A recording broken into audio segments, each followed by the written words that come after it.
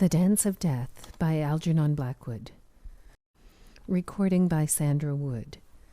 Brown went to the dance feeling genuinely depressed, for the doctor had just warned him that his heart was weak and that he must be exceedingly careful in the matter of exertion.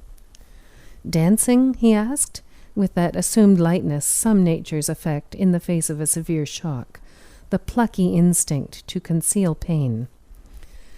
"Well, in moderation, perhaps," hummed the doctor. "Not wildly," he added, with a smile that betrayed something more than mere professional sympathy. At any other time Brown would probably have laughed, but the doctor's serious manner put a touch of ice on the springs of laughter. At the age of 26, one hardly realizes death. Life is still endless, and it is only old people who have hearts and such like afflictions. So it was that the professional dictum came as a real shock, and with it, too, as a sudden revelation, came that little widening of sympathy for others that is part of every deep experience as the years roll up and pass. At first he thought of sending an excuse. He went about carefully, making the buses stop dead before he got out and going very slowly up steps. Then gradually he grew more accustomed to the burden of his dread secret, the commonplace events of the day, the hated drudgery of the office where he was an underpaid clerk, the contact with other men who bore similar afflictions with assumed indifference, the fault-finding of the manager, making him fearful of his position. All this helped to reduce the sense of first alarm, and instead of sending an excuse, he went to the dance, as we have seen, feeling deeply depressed, and moving all the time as if he carried in his side a brittle glass globe that the least jarring might break into 1,000 pieces. The spontaneous jollity natural to a boy and girl dance served, however, to emphasize vividly the contrast of his own mood, and to make him very conscious again of his little hidden source of pain. But, though he would gladly have availed himself of a sympathetic ear among the many there whom he knew intimately, he nevertheless exercised the restraint natural to his character, and avoided any reference to the matter that bulked so largely in his consciousness. Once or twice he was tempted, but a prevision of the probable conversation that would ensue stopped him always in time. "Oh, I am so sorry, Mr. Brown, and you mustn't dance too hard, you know." And then his careless laugh as he remarked that it didn't matter a bit, and his little joke as he whirled his partner off for another spin. He knew, of course, there was nothing very sensational about being told that one's heart was weak. Even the doctor had smiled a little, and he now recalled more than one acquaintance who had the same trouble and made light of it. Yet it sounded in Brown's life a note of profound and sinister gloom. It snatched beyond his reach at one fell swoop all that he most loved and enjoyed, destroying 1,000 dreams and painting the future a dull drab color without hope. He was an idealist at heart, hating the sordid routine of the life he led as a business underling.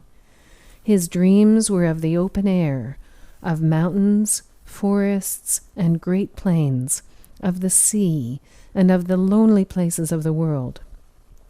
Wind and rain spoke intimately to his soul, and the storms of heaven, as he heard them raging at night round his high room in Bloomsbury, stirred savage yearnings that haunted him for days afterwards with the voices of the desert.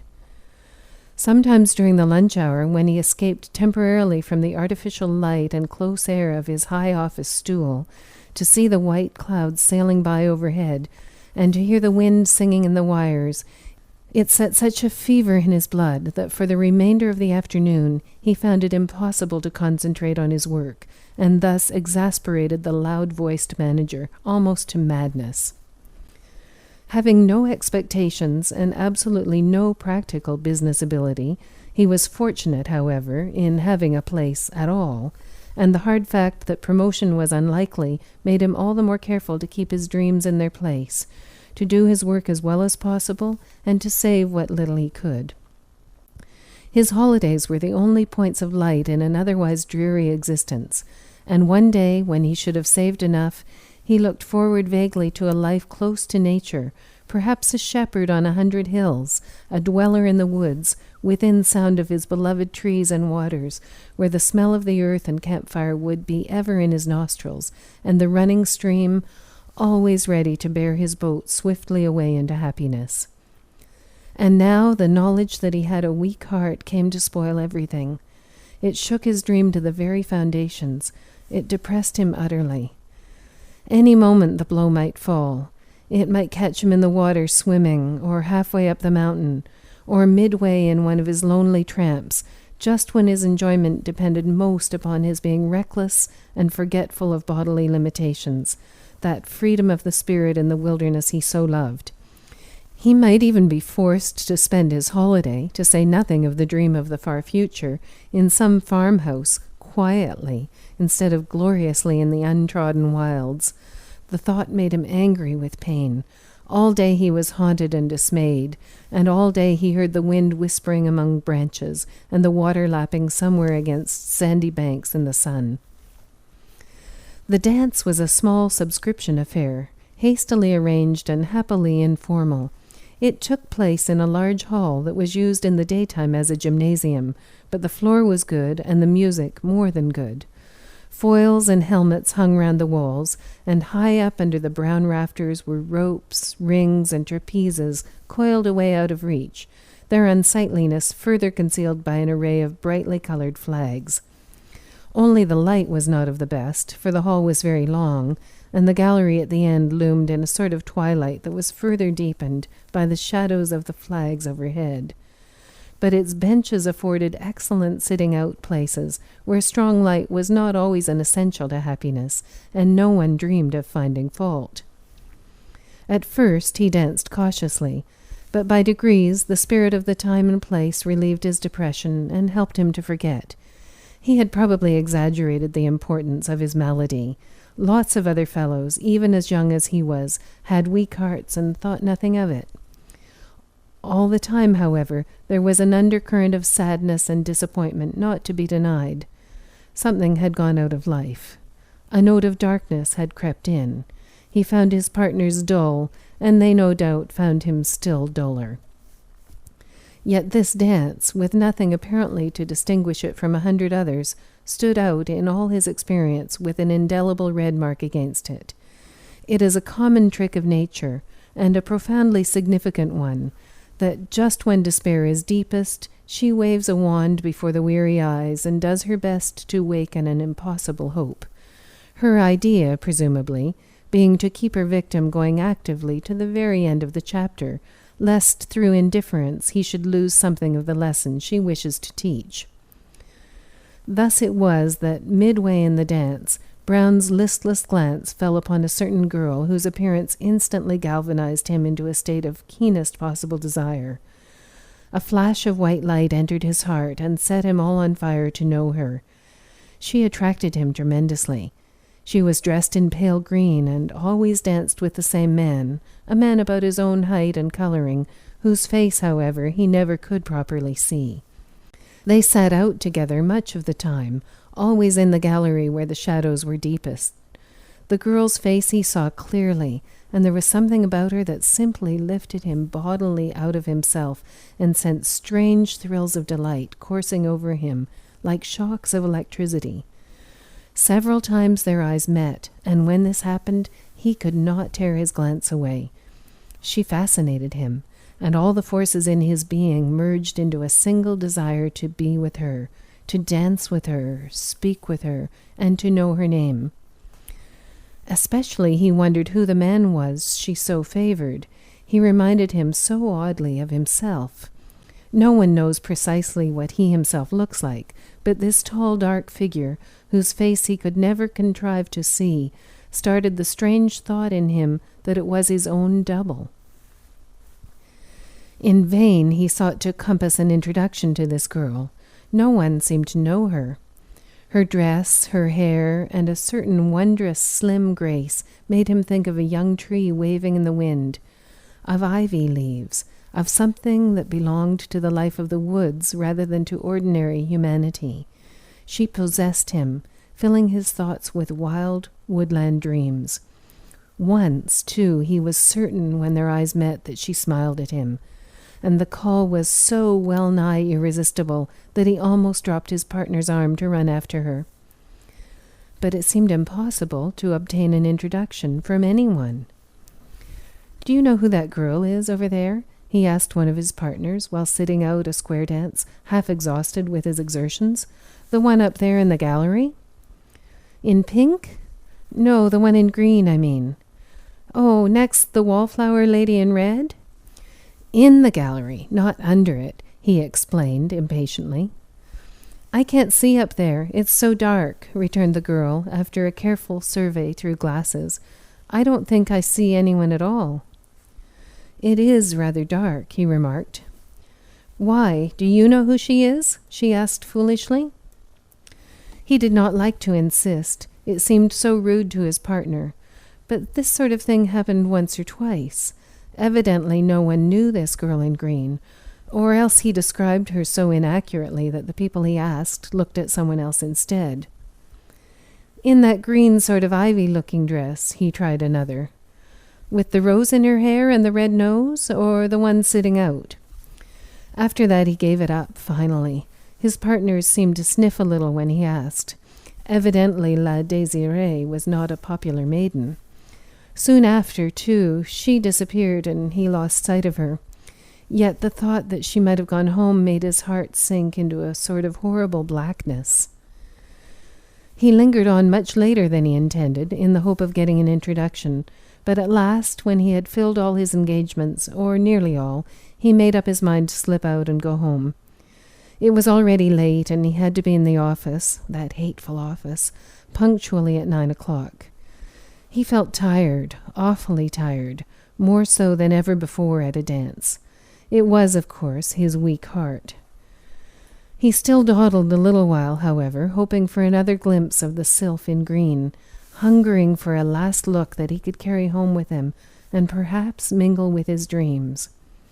The mere thought of her filled him with pain and joy, and a sort of rarefied delight he had never known before. But he could not wait forever, and it was already close upon 2 o'clock in the morning. His rooms were only a short distance down the street. He would light a cigarette and stroll home. No, he had forgotten for a moment. Without a cigarette. The doctor had been very stern on that point. He was in the act of turning his back on the whirl of dancing figures when the flags at the far end of the room parted for an instant in the moving air, and his eye rested upon the gallery just visible among the shadows. A great pain ran swiftly through his heart as he looked. There were only 2 figures seated there, the tall dark man, who was his double, and the ivy girl in green. She was looking straight at him down the length of the room, and even at that distance he could see that she smiled. He stopped short. The flags waved back again and hid the picture, but on the instant he made up his mind to act.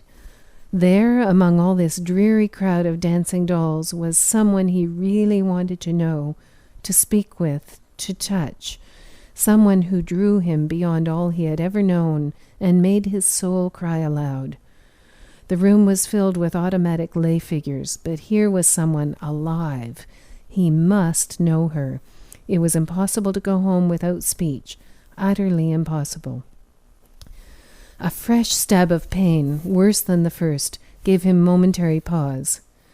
He leaned against the wall for an instant, just under the clock, where the hands pointed to 2, waiting for the swooning blackness to go. Then he passed on, disregarding it utterly.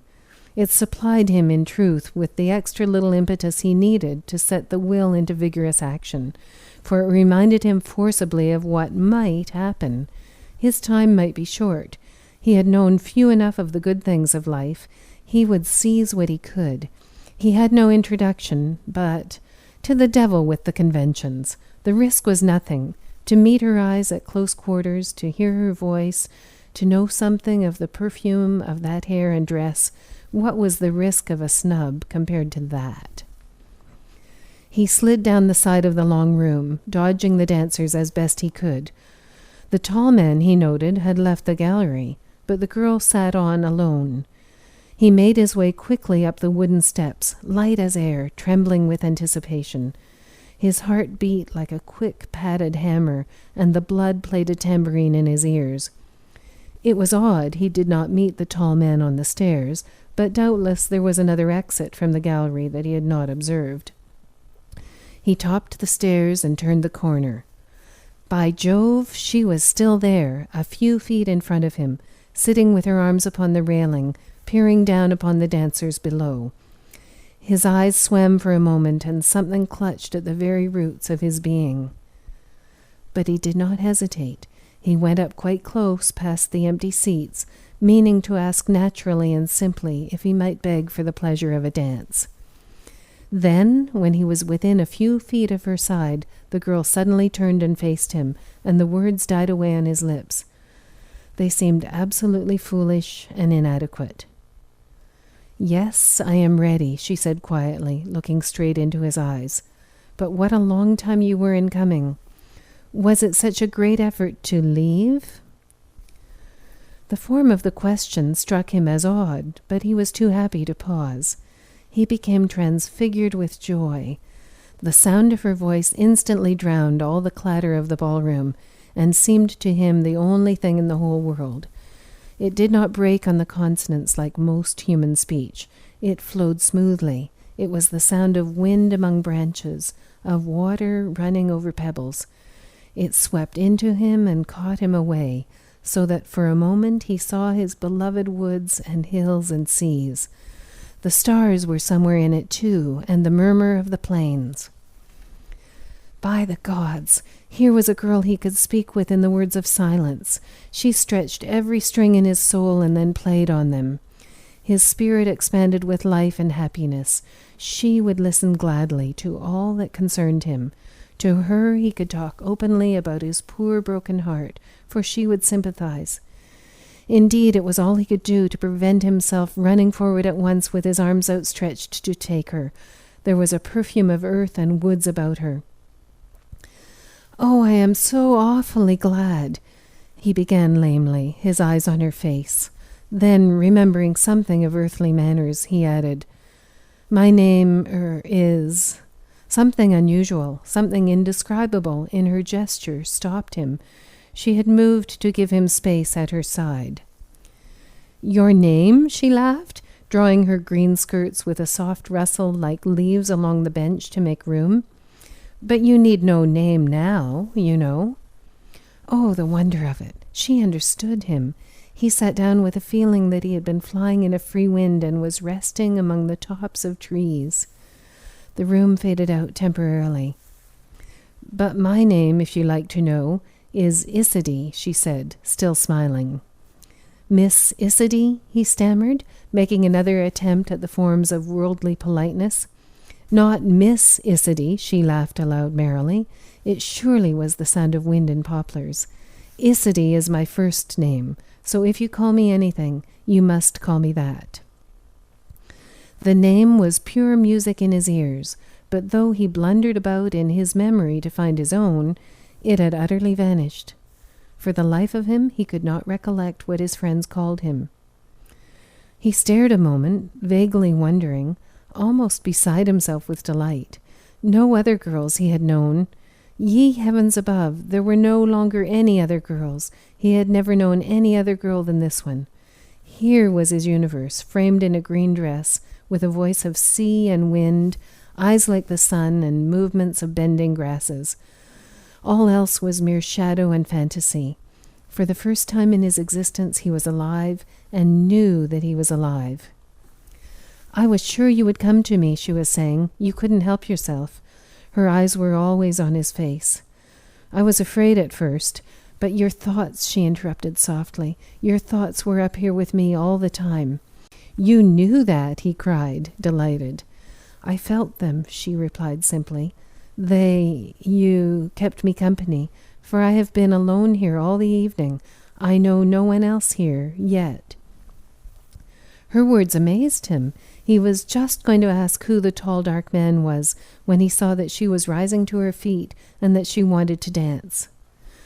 "But my heart," he stammered. "It won't hurt your poor heart to dance with me, you know," she laughed. "You may trust me. I shall know how to take care of it." Brown felt simply ecstatic. It was too wonderful to be true. It was impossible. This meeting in London, at an ordinary dull dance in the 20th century. He would wake up presently from a dream of silver and gold. Yet he felt even then that she was drawing his arm about her waist for the dance, and with that first magical touch he almost lost consciousness and passed with her into a state of pure spirit. It puzzled him for a moment how they reached the floor so quickly and found themselves among the whirling couples. He had no recollection of coming down the stairs. But meanwhile he was dancing on wings, and the girl in green beside him seemed to fly too, and as he pressed her to his heart, he found it impossible to think of anything else in the world but that and his astounding happiness. And the music was within them rather than without. Indeed, they seemed to make their own music out of their swift whirling movements, for it never ceased and he never grew tired. His heart had ceased to pain him. Other curious things happened too, but he hardly noticed them, or rather, they no longer seemed strange. In that crowded ballroom they never once touched other people. His partner required no steering. She made no sound. Then suddenly he realized that his own feet made no sound either. They skimmed the floor with noiseless feet like spirits dancing. No one else appeared to take the least notice of them.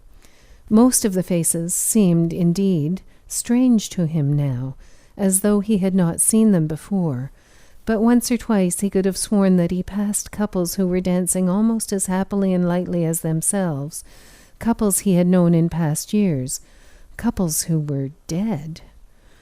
Gradually the room emptied of its original comers, and others filled their places, silently, with airy, graceful movements and happy faces, till the whole floor at length was covered with the soundless feet and whirling forms of those who had already left the world. And as the artificial light faded away, there came in its place a soft white light that filled the room with beauty and made all the faces look radiant. And once, as they skimmed past a mirror, he saw that the girl beside him was not there, that he seemed to be dancing alone, clasping no one. Yet when he glanced down, there was her magical face at his shoulder, and he felt her little form pressing up against him.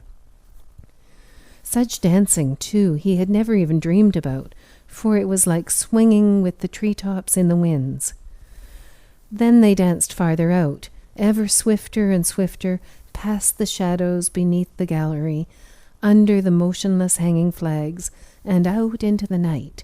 The walls were behind them. They were off their feet, and the wind was in their hair. They were rising, rising, rising towards the stars.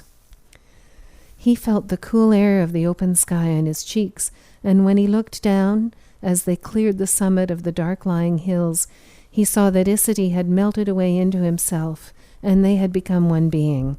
And he knew then that his heart would never pain him again on earth, or cause him to fear for any of his beloved dreams. But the manager of the hateful office only knew 2 days later why Brown had not turned up to his desk, nor sent any word to explain his absence.